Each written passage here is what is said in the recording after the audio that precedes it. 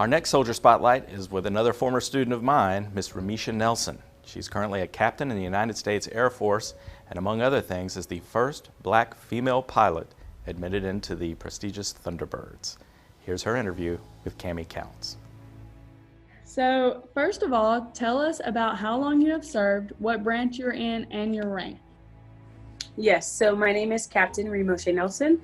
I'm the Public Affairs Officer for United States Air Force Thunderbirds, which is the Air Force's official aerial demonstration squadron. And I've been in the Air Force about 8.5 going on 9 years. And it's been an amazing journey thus far. Okay, and when did you decide that the military was right for you? Yeah, so it was actually a pretty tough decision overall. My dad was in the Navy, my stepfather, and he would tell me about, traveling, being in the Navy, all the amazing experiences he had, the missions he was a part of, the people he met, all the different countries he would go to. And so I was always interested in it, but I didn't know if it was a good fit for me until I started to do research and I learned about the Air Force. I learned that they would pay for my college and then the type of jobs and opportunities that were in the military. So it came around my senior year in high school. And then my freshman year, once I received my scholarship, I'm like, I'm in it. I'm in it now. So it came towards like my senior year is kind of when I decided, senior year in high school, when I decided that maybe the military is an avenue for me. Okay, and what would you say to students considering a career in the armed forces? Yeah, so I think it's an amazing opportunity for anyone who is up for the challenge. This is a career, a lifestyle that you could commit your life to be a part of something that's bigger than yourself. I would tell these individuals to really just take a look at what's important to them.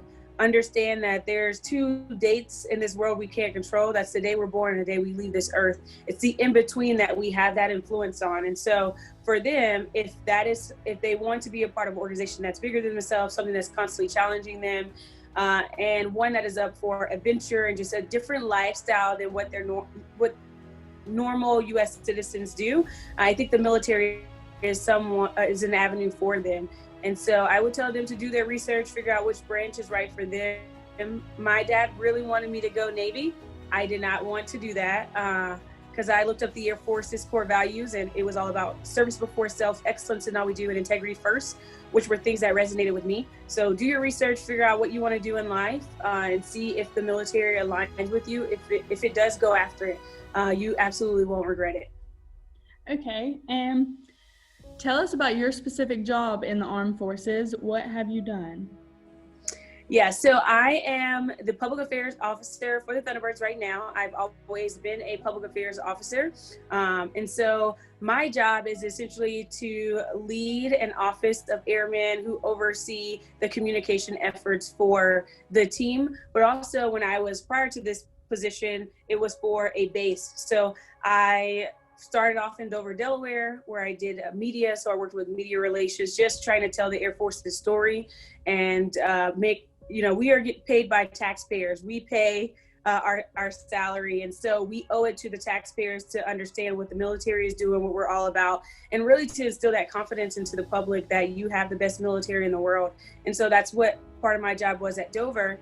And while I was at Dover, I had the opportunity to go to Afghanistan and see what operations were like downrange. And I learned that's where all of the magic happens, basically. And that's where the military is doing its best work. And so from there, I volunteered and went to Turkey, and then I went to Germany and then Korea, and I applied for the team. And essentially, I was working in a role to enhance the relationships with these different countries, with the United States, to exercise with them, just to tell the Air Force's story and build those international partnerships.